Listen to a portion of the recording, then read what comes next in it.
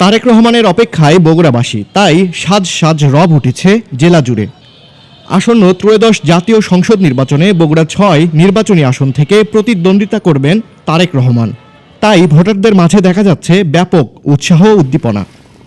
সেই সাথে তারেক রহমানকে বরণ করতে সড়ক সংস্কার ও দৃষ্টিনন্দন করে তোলা হচ্ছে। ১৭ বছর পর সে বাংলাদেশে আসলো, আমাদের বগুড়ার সন্তান, অবশ্যই ইনশাল্লাহ আলহামদুলিল্লাহ ভালো।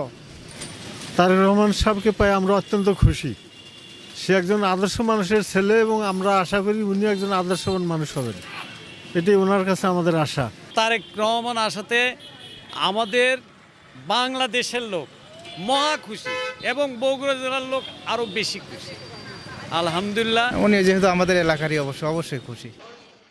বগুড়া শহরের নবাববাড়ি সড়কে বিএনপির জেলা কার্যালয়। এই সড়কে চলছে সংস্কার কার্যক্রম। ভাঙাচোরা সড়কটিতে করা হচ্ছে কার্পেটিংয়ের কাজ।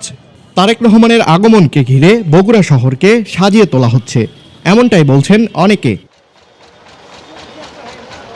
কাজ হচ্ছে, উনি আসতেছে তার আগে উন্নয়নমূলক কিছু কাজ মোটামুটি আল্লাহর রহমত যে কাজ এক্ষুনি মোটামুটি শুরু হয়ে গেছে তারেক যে আগমনে।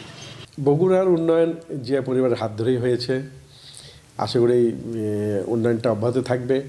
শুধু আমাদের বগুড়াই না, আমার মনে হয় গোটা বাংলাদেশেই উন্নয়নের ধারা অব্যাহত থাকবে আমাদের তারেক সাহেবের বন্ধ হলে পারে। বগুড়াতে আমাদের তো সেরকম ধরনের কোনো কাজ হয় নাই আর কি। বগুড়াতে আপনার ওই সেই সময় যা ছিল, এই যে আপনার যে এই রোডটা ওনার হাতে করা আর কি, তারপরে তো এগুলি রোডের আর কোনো কাজ হয় নাই।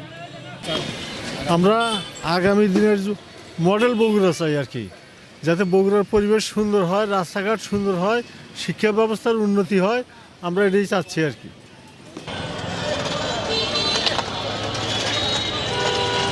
আগামী জাতীয় সংসদ নির্বাচনে তারেক রহমান বিজয়ী হয়ে হবেন দেশের প্রধানমন্ত্রী। এরপর বগুড়া থেকে সরে যাবে বৈষম্যের কালো ছায়া, বগুড়া হবে সমুন্নত এক মডেল জেলা, এমনটাই প্রত্যাশা বগুড়াবাসীর। রাহিনুর ইসলাম, দৈনিক করতোয়া, বগুড়া।